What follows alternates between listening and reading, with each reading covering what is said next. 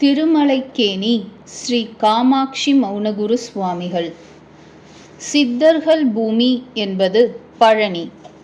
சித்த புருஷரான போகர் பிரதிஷ்டை செய்த ஸ்ரீ தண்டாயுதபாணி அருளாட்சி புரியும் இந்த பிரதேசத்தில் எண்ணற்ற சித்த புருஷர்கள் ஜீவ சமாதி கொண்டிருக்கிறார்கள்.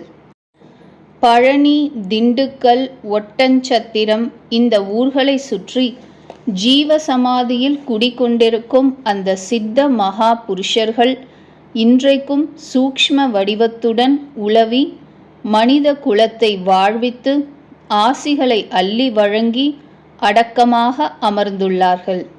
திண்டுக்கல்லுக்கு அருகே திருமலைக்கேணி என்கின்ற அழகான கிராமத்தில் ஸ்ரீ காமாட்சி மௌனகுரு சுவாமிகளின் ஜீவ சமாதி அமைந்துள்ளது.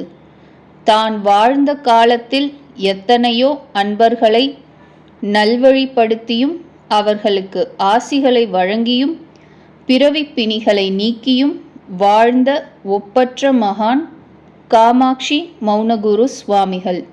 முருகப்பெருமானின் தனிப்பட்ட தரிசனத்தை ஒரு முறையும் ஸ்ரீ வள்ளி ஸ்ரீ தெய்வயானையின் இணைந்த தரிசனத்தை ஒரு முறையும் பெற்றவர் இவர்.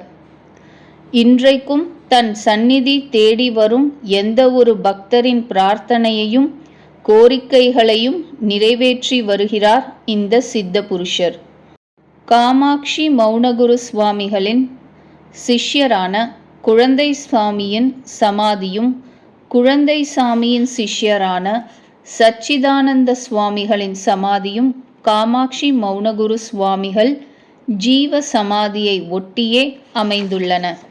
காமாட்சி மௌனகுரு சுவாமிகளின் குரு பூஜை ஆடி பூராடத்தன்றும், குழந்தை சாமியின் குரு பூஜை ஆவணி பூசத்தன்றும், சச்சிதானந்த சுவாமிகளின் குரு பூஜை புரட்டாசி அஸ்வினி அன்றும் பக்தர்களால் சிறப்பாக கொண்டாடப்படுகின்றன. இந்த தினங்களில் விசேஷ அபிஷேகங்களும் அலங்காரங்களும் அன்னதானமும் நடைபெறும். திண்டுக்கல் மற்றும் அதை சுற்றியுள்ள பல பகுதிகளிலிருந்து திரளான பக்தர்கள் கூடி குருமார்களின் அருள் பெறுவது வழக்கம். திண்டுக்கல்லில் இருந்து சுமார் 24 கிலோமீட்டர் தொலைவில் இருக்கிறது திருமலைக்கேணி. நத்தத்திலிருந்து மணக்காட்டூர் வழியாக திருமலைக்கேணி வந்தால் 24 கிலோமீட்டர். திண்டுக்கல்லிலிருந்து செங்குறிச்சி செல்லும் நகர பேருந்துகளும் செந்துறைக்கு செல்லும் புறநகர பேருந்துகளும் திருமலைக்கேணி வழியாக செல்லும். காமாட்சி மௌனகுரு சுவாமிகளின் ஜீவ சமாதி அருகே சுவாமிகளுக்கு தரிசனம் தந்த ஸ்ரீ முருகப்பெருமான் திருக்கோயில் இந்து சமய அறநிலைய ஆட்சித்துறையின் பராமரிப்பில் இருந்து வருகிறது. முருகப்பெருமானே காமாட்சி மௌனகுரு சுவாமிகளை கூப்பிட்டு வந்து இங்கே உட்கார் என்று இந்த சிறு மலையை அடையாளம் காட்டியதாக அவரது பக்தர்கள் சொல்கின்றனர். சுவாமிகளுக்கு முருகப்பெருமான் காட்சி கொடுத்த இடமும் ஸ்ரீ வள்ளி மற்றும் ஸ்ரீ தெய்வயானையின் தரிசனம் பெற்ற வள்ளி சுனையும் அருகிலேயே உள்ளன. இனி காமாட்சி மௌனகுரு சுவாமிகளின் சரிதத்தை பார்ப்போமா? திண்டுக்கல் மாவட்டத்தில் செங்குறிச்சி கிராமத்துக்கு அருகே உள்ளது வல்லம்பட்டி என்கின்ற குக்கிராமம். விவசாயத்தையே பிரதானமாக கொண்டு வல்லம்பட்டியில் வாழ்ந்து வந்தவர்கள் குப்புசாமி குப்பாயி அம்மாள் தம்பதியர். இறை அருளாலும் மகான்கள் ஆசியாலும் இந்த தம்பதிக்கு 1875ஆம் ஆண்டு முதல் குழந்தையாக நம் சுவாமிகள் அவதரித்தார். பெற்றோரின் அன்புக்கும் அரவணைப்புக்கும் ஆட்பட்டு சுவாமிகள் வளர்ந்து வந்தார். தந்தையின் விவசாய பணிகளுக்கும் தாயின் வீட்டு வேலைகளுக்கும் உதவியாக இருந்து வந்தார் சுவாமிகள். அந்த கால வழக்கப்படி இளம் பிராயத்திலேயே சுவாமிகளுக்கு திருமணம் செய்து வைத்தனர். செம்பாயி அம்மாள் என்பவரை கரம் பிடித்தார் சுவாமிகள். ஒரு சில வருடங்கள் கழிந்த பின்னர் செம்பாயி அம்மாளுக்கு ஓர் ஆண் குழந்தை பிறந்தது. தாத்தாவின் பெயரை நினைவுபடுத்தும் விதமாக குப்புசாமி என்று பெயரிட்டு செல்லமாக வளர்த்தனர். இளம் வயதிலே இருந்தே முருக பக்தியில் திளைத்திருப்பது காமாட்சி மௌனகுரு சுவாமிகளின் வழக்கம். எத்தனை காலத்துக்குத்தான் தன் பக்தனை தள்ளி வைத்து கொண்டே பார்ப்பார் முருகப்பெருமான்? சுவாமிகளை தன் பக்கம் இழுக்க வேண்டிய வேளை வந்ததும் சுவாமிகளின் மனதில் புகுந்தார் முருகப்பெருமான். பிறகென்ன?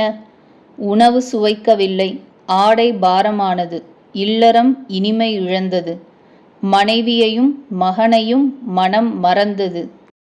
தான் தேட வேண்டிய சுகம் இல்லறம் அல்ல என்பதை சுவாமிகள் உணர்ந்து கொண்டார். 1905 வருடம் கார்த்திகை மாதம் 12ஆம் தேதி சுவாமிகள் துறவு பூண்டார் என்று அவரது சரித்தம் சொல்கிறது. அதன் பிறகு அவரது வாழ்க்கை முறையே மாறியது. சித்து விளையாடல்களும் அருளாடல்களும் நிகழ்த்தி பக்தர்களுக்கு ஆன்மீக போதனைகளை வழங்கினார். மலைப்பகுதிகளில் ஆங்காங்கே நேரம் போவது தெரியாமல் அமர்ந்து கடும் தியானம் மேற்கொண்டார். முருகப்பெருமான் குடிக்கொண்டிருக்கும் ஆலயங்களில் முழு நேரத்தை செலவழித்தார். எங்கெங்கோ சுற்றித் திரிந்த சுவாமிகளை அவரது 30 வயதில் என் ஆலயத்திற்கு வா என்று முருகப்பெருமான் அழைத்தார். அந்த ஆலயம்தான் சுவாமிகளின் சமாதி அருகே இருக்கும் ஸ்ரீ முருகப்பெருமான் திருக்கோயில். அழகான ஆலயம். காமாட்சி மௌனகுரு சுவாமிகளிடம் வருவோம். சுவாமிகளின் சித்து விளையாட்டுகள் வெளியே தெரிய வேண்டிய வேளை வந்தது. வல்லம்பட்டிக்கு தென்கிழக்கே கரந்தமலை என்னும் இடத்தில் ஐயனார் கோயில் ஒன்று இருந்தது. சுமார் 6 மாதங்கள் அங்கேயே தங்கி யோக பயிற்சிகளை மேற்கொண்டார். அதன்பின் அங்கிருந்து புறப்பட்டு செங்குறிச்சியின் சேரி பகுதியில் உள்ள ஒரு வீட்டுக்குச் சென்றார். எவரது அனுமதியையும் எதிர்பார்க்காமல் ஒரு குடிசை வீட்டுக்குள் நுழைந்தார் சுவாமிகள். குடிசை வீட்டுக்குள் இருந்தவர்கள் அதிர்ந்தனர். காரணம், சுவாமிகளையும் அவரது குடும்பத்தினரையும் நன்றாக அறிந்தவர்கள் அவர்கள். சோழிய செட்டியார் இனத்தைச் சேர்ந்த தாங்கள் எங்கள் வீடுகளுக்கு வரக்கூடாது என்று அன்புடன் சொன்னார்கள். இல்லற சட்டையையே துறந்தவருக்கு ஜாதி சட்டையா சங்கடம் ஏற்படுத்தும்? சிரித்தார். பிறகு அந்த வீட்டிலேயே அமர்ந்தார். குடும்பத்தினர் நெளிந்தார்கள். தவத்திலும் யோகத்திலும் திளைக்கும் சுவாமிகள் ஒருவர் தங்கள் வீட்டுக்கு வந்திருப்பது அவர்களுக்கு மகிழ்ச்சியை ஏற்படுத்தினாலும் உள்ளூர பயந்தார்கள். அப்பொழுது, எனக்கு பசிக்கிறது, சாப்பாடு கொடுங்கள் என்றார் சுவாமிகள். ஐயா, உங்களுக்கு நாங்கள் சாப்பாடு தரக்கூடாது, மாமிசத்தை உண்பவர்கள் நாங்கள் என்று நாசுக்காக மறுத்தனர். கேட்கும் சுவாவமா சுவாமிகளுக்கு? சாப்பாடு வைக்கப்பட்டிருக்கும் இடத்தின் அருகே சென்றார். தரையை சுத்தம் செய்து ஒரு இலையை விரித்தார். பாத்திரத்தில் இருந்து சிறிது அன்னத்தை இலையில் போட்டார். மாமிசத் துண்டுகள் கலந்த குழம்பை அதில் கலந்தார். நிம்மதியாக ரசித்துச் சாப்பிட்டார். குடும்பத்தினர் அனைவரும் விதிர்விதிர்த்து நின்றிருந்த பொழுது, என்ன பார்க்கறீங்க? எப்படி நான் இதையெல்லாம் சாப்பிட்றேன்னு கவலையா? நான் என்ன சாப்பிட்டேன்னு காட்டுறேன், என் அருகே வாங்க என்று சொன்னதும் அந்த குடும்பத்தில் இருந்தவர்கள் சுவாமிகளின் அருகே பயபக்தியுடன் வந்து அமர்ந்தனர். அப்பொழுது சுவாமிகள் தன் வாயை திறந்து காட்டவும் உள்ளே உணவு அனைத்தும் மல்லிகை மலர்களாக காட்சி கொடுத்தன. பிரமித்து போன அந்த குடும்பத்தினர் சுவாமிகளின் கால்களில் விழ அவர்களை ஆசீர்வதித்துவிட்டு அங்கிருந்து புறப்பட்டார் சுவாமிகள். காடு மலை என்று சுற்றித் திரிந்தார். ஒரு நாள் முருகப்பெருமானே சுவாமிகள் எதிரில் தோன்றி திருமலைக்கேணியில் உள்ள தன் ஆலயத்தின் அடையாளங்களைச் சொல்லி, நீ அங்கே போய் உட்கார், உன்னால் அங்கே ஆக வேண்டிய பணிகள் உள்ளது என்று சொல்லி மறைந்தார். முருகப்பெருமானின் உத்தரவுக்கிணங்க நேராக திருமலைக்கேணி ஸ்ரீ முருகன் ஆலயத்திற்கு வந்தார். இவர் வந்த வேளையில் அந்த ஆலயம் கவனிப்பாரில்லாமல், முறையான வழிபாடுகள் இல்லாமல் பாழ்பட்டு இருந்தது. இதைக் கண்டு வருந்தினார் சுவாமிகள். முருகப்பெருமானை தியானித்துவிட்டு ஆலயத்திற்கு வடபுறம் அமைந்துள்ள ஒரு சிறு கல் பாறையில் புலித்தோல் ஆசனத்தில் அமர்ந்து தியானத்தை மேற்கொண்டார். இந்த கல்பாறை இன்றும் பக்தர்களால் வணங்கப்பட்டு வருகிறது. இப்படி தியானம் மேற்கொண்டு வந்த காலத்தில் ஸ்ரீ வள்ளி, ஸ்ரீ தெய்வயானை ஆகிய இருவரையும் இங்கு தரிசிக்கும் பேறு பெற்றார் சுவாமிகள். ஒரு நாள் ஸ்ரீ வள்ளி மற்றும் ஸ்ரீ தெய்வயானை ஆகிய இருவரும் சாதாரண பெண்கள் வடிவில் சுவாமிகளுக்கு எதிரே தோன்றினர். இவருக்கு முன்பாக நின்று, சுவாமி, நாங்கள் தினை மாவு சாப்பிட்டு வந்தோம். இப்பொழுது தாகம் நாக்கை வரட்டுகிறது. குடிக்க கொஞ்சம் தண்ணீர் கொடுங்கள் என்று ஒருமித்த குரலில் கேட்டனர். நிமிர்ந்து பார்த்த சுவாமிகள், அதோ ஸ்ரீ சுப்பிரமணியர் ஆலயத்திற்கு தென்புறம் தீர்த்தம் அமைந்துள்ளது, அங்கே போய் அருந்துங்கள் என்றார். அதற்கு அவர்கள், அங்கே தீர்த்தம் இருப்பது எங்களுக்கு தெரியும், தங்களது திருக்கரங்களால் தீர்த்தம் கொடுங்கள் என்று கெஞ்சி கேட்க, தான் அமர்ந்திருந்த இடத்திலிருந்து எழுந்து தனக்கு பக்கத்தில் தரையில் ஓரிடத்தில் கைகளால் பள்ளம் பறித்தார். என்ன ஆச்சரியம்! பீரிட்டு வந்தது பளிங்கு போன்ற நீர். பிறகு அந்த நீரை சுவாமிகள் இருவருக்கும் கொடுக்க, அதை அருந்தியவர்கள் அடுத்த கணமே அங்கிருந்து மாயமானார்கள். இந்த தீர்த்தத்தை இன்றும் நாம் தரிசிக்கலாம். பக்தர்களை இந்த திருமலைக்கேணி ஆலயத்திற்கு வரவழைக்க வேண்டும் என்பதற்காக 1914ஆம் வருடம் தைப்பூச தினத்தில் திண்டுக்கல் குப்புசாமி ஐயங்காரை குடும்பத்தாரை கொண்டு திருமலைக்கேணி முருகப்பெருமான் ஆலயத்தில் அன்னதானத்தை தொடங்கி வைத்தார் சுவாமிகள். இதன் பிறகு இந்த கோயில் பற்றி வெளி உலகத்திற்கு மெல்ல தெரிய ஆரம்பித்தது. தன் கணவர் வீட்டை விட்டு வெளியேறி பல காலம் ஆன பிறகு அவர் திருமலைக்கேணி முருகப்பெருமான் ஆலயத்தில் இருப்பதை கேள்விப்பட்ட செம்பாயி அம்மாள் அவரை சந்தித்து பேசி வீட்டுக்கு அழைத்து வந்துவிடலாம் என்று எண்ணி தனக்கு வேண்டப்பட்ட 4 பெண்களுடன் ஒரு முறை திருமலைக்கேணி வந்தார். கோயில் வாசல் படிக்கட்டில் தன் கணவர் அமர்ந்திருப்பதை பார்த்து கண்ணீர் விட்டு கதறினார் செம்பாயி அம்மாள். எப்படியாவது வீட்டுக்கு வந்துவிடுங்கள் என்று அவர் மனைவியும் உடன் வந்த பெண்களும் சுவாமிகளிடம் வேண்ட, அடுத்த கணம் சுவாமிகள் அமர்ந்திருந்த இடத்தில் ஒரு நல்ல பாம்பு படம் எடுத்து நின்றது. சுவாமிகளை அங்கே காணவில்லை.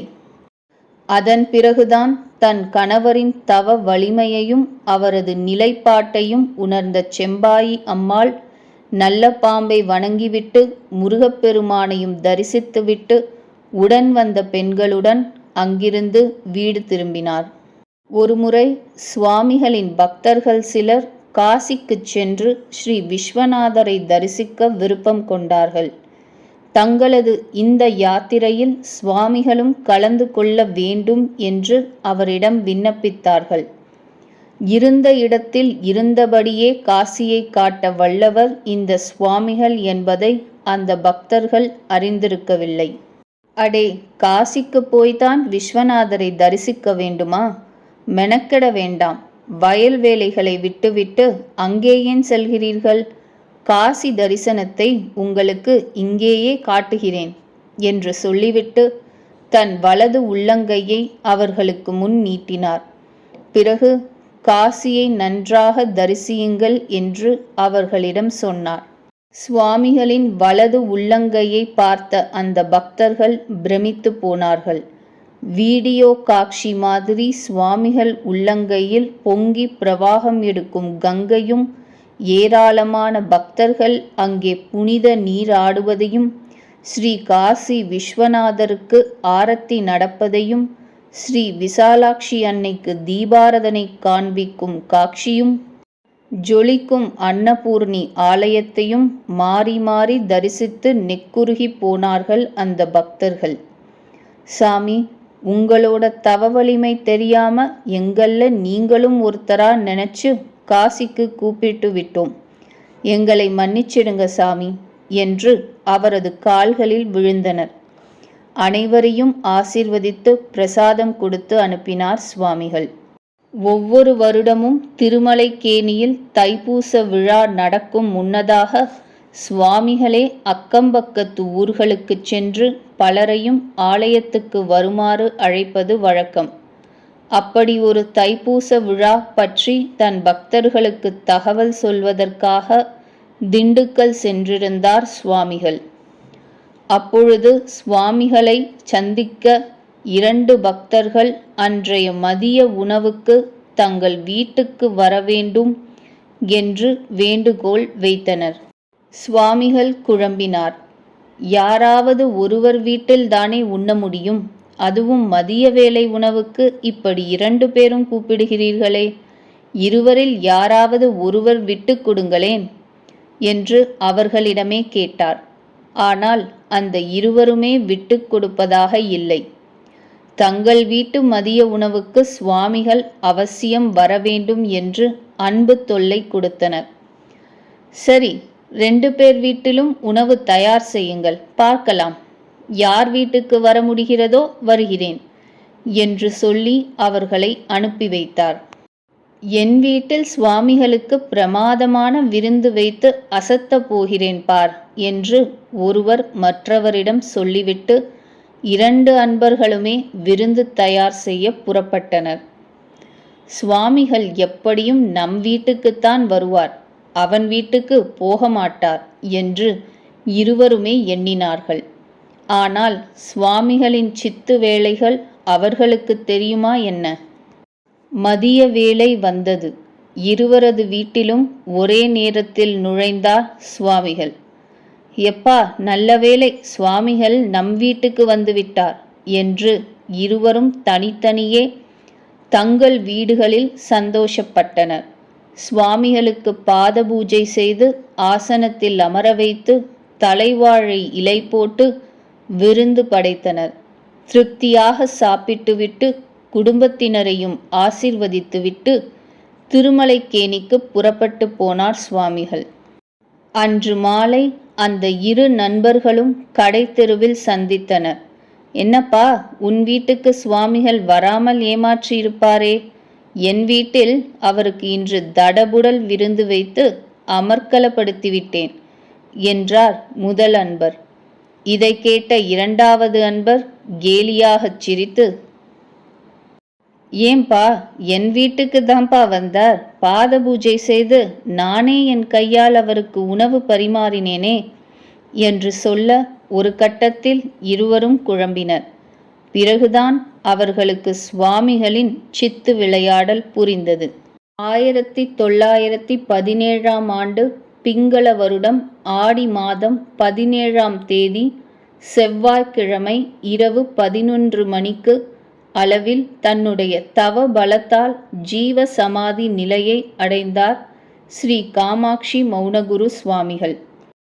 எனக்கு என்றும் இறப்பு இல்லை, என்றைக்கும் நான் இங்கேயே வீற்றிருந்து என்னை தேடி வரும் பக்தர்களை காத்து அருள் புரிவேன் என்று ஜீவ சமாதி ஆவதற்கு முன் சுவாமிகள் சொன்னதாக அவரது பக்தர்கள் தெரிவித்தார்கள். இதனால்தானோ என்னவோ என் மனைவி அவளுடைய ஆயுள் முழுதும் திருமாங்கல்யம் அணிந்திருக்க வேண்டும் என்று தான் சமாதி ஆகும்போது சொல்லியிருந்தார். எனவே சுவாமிகள் இன்றைக்கும் சூக்ஷ்ம உருவில் இங்கு இருந்து வருவதாக அவரது பக்தர்கள் திடமான நம்பிக்கையில் வந்து தரிசிக்கிறார்கள். சுவாமிகள் பயன்படுத்திய தண்டம், திருவடி, உபயோகப்படுத்திய ஓலை பெட்டிகள் போன்றவற்றை இங்கே தரிசிக்கலாம். நவக்கிரகம், விநாயகர் சந்நிதிகளும் உண்டு. திருமலைக்கேணி திருப்பணிகளுக்கு வாரியார் சுவாமிகள் ஒரு முறை விஜயம் செய்திருக்கிறார்.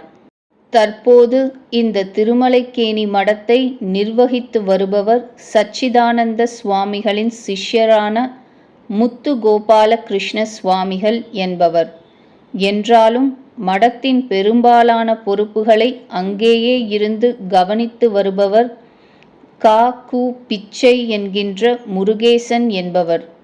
இவர் காமாட்சி மௌனகுரு சுவாமிகளின் பேரன். காமாட்சி மௌனகுரு சுவாமிகளின் மகனான குப்புசாமியின் மகன்தான் முருகேசன். குரு பூஜை தினங்கள் தவிர ஒவ்வொரு அமாவாசை பௌர்ணமி தினத்தன்றும் அன்னதானத்துடன் அபிஷேக அலங்காரங்கள் நடைபெறுகின்றன. முருகனருள் பெற்ற ஸ்ரீ காமாட்சி மௌனகுரு சுவாமிகளை திருமலைக்கேணியில் தரிசித்து குருவருள் பெறுவோம். திருச்சிற்றம்பலம்.